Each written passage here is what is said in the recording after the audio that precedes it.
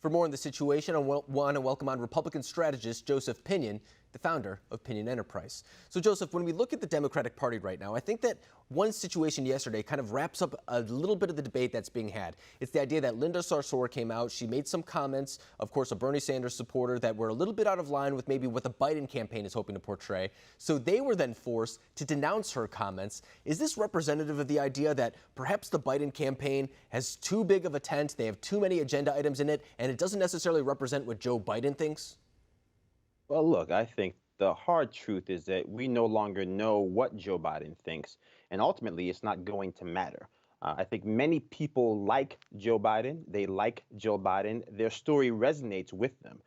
But if the old Joe was somebody they liked, the new Joe is somebody they can't trust. And the reality is, if we're looking at somebody who we're not entirely sure will be able to run for re-election were he to win, much less last through an entire first term, the people that he surrounds himself with will be of the utmost importance. And so when he says that somebody like AOC will have a prominent voice in his administration, people should be concerned. And when somebody like Linda Sarsour, who is an unabashed anti-Semite, somebody who does not believe that the state of Israel should exist, somebody who has been a vocal supporter of the anti-Semitic BDS movement, those things should matter. And so I think Democrats have tried to do this, do as we say and not as we do. Everything from Bill Clinton speaking to now Linda Sarsour being able to somehow be in the tent and at the same time being cast out of the tent.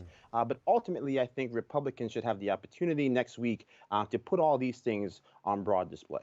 I think you raised several excellent points right there. And I think one is the representative idea that, for example, Kamala Harris and the idea of announcing a VP was a little bit more important this year around, acknowledging the fact that there is some doubt about Joe Biden, his ability to lead, whether or not he'll even lead for 2 terms or run again in 2024, as you said, if he were to win this year. There's a lot of long-term type of questions that the American people have that aren't necessarily about Joe Biden, but the direction of the Democratic Party. So do you foresee that Republicans will make this not so much about Donald Trump versus Joe Biden, but perhaps Donald Trump versus the progressive wings of the party who may be controlling the Biden agenda? Look, I think that every incumbent that is successful has been able to make a case for why me, as opposed to the case for why not them. I think that is a trap that the Democrats are hoping that we fall into. This election should be about reminding the American people that a duly elected president was attempted to be removed from office via impeachment. And yet we're on day 3 now of the Democratic convention, and they haven't even mentioned the word because they are hoping that the American people forget the fact that they tried to remove a duly elected president. So I think those are the type of issues that Republicans should be able to tackle head on. It's not about vilifying Democrats as evil. It's about saying that they don't have solutions, that they vilified Trump on COVID-19, and yet the places where they have complete control, wall to wall, from New York to California, are the leaders in death for the COVID crisis, not just here in America, but around the world. So I think that is the message that Republicans should hopefully strike next week. I hope it is the message that Republican pundits embrace as we go through this process, because I think if we try to tear down Kamala Harris, if we try to tear down Joe Biden, we play directly into the hands of the Democrats by not talking about the substance of their policies, which would be disastrous for the country that we love.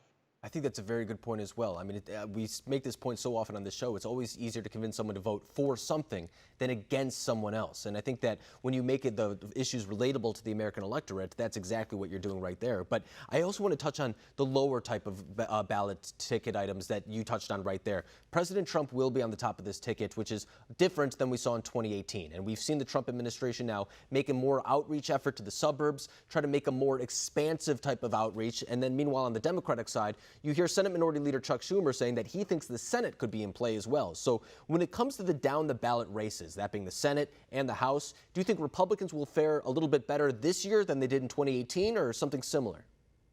I think when you look at history, history shows us that most presidents have the ability to save themselves, but when they are themselves not on the ballot, the coat straps are still simply not there. So I think with President Trump on the ballot, I think that you'll see from district to district, if Republicans stop taking the liberal bait, if they focus on the fact that the majority of the